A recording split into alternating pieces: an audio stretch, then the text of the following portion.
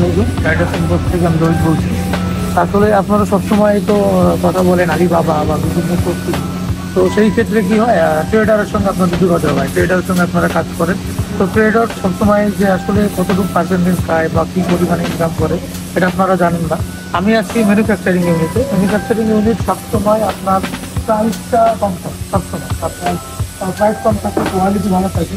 তো ট্রেডার কী করে, মূলত আপনার প্রাইস থেকে আপনাদের থেকে প্রাইসও নেয়, প্লাস হচ্ছে আপনাকে ওই পরিমাণে ভালো কোয়ালিটির মেশিনও নেয় না। তারা সেম আপনাকে একটা নর্মাল করে মেশিন সেম প্রাইসে নেয় এবং বেশি লাভ করে এগুলো সেল করে দেয়।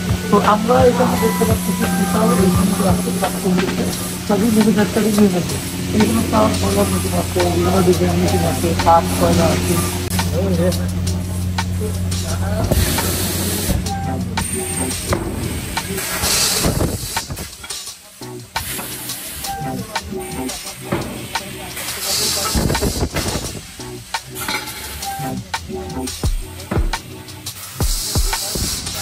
আবার আমরা ব্যবহার করে এটা রিসাইকেল করতে পারবো।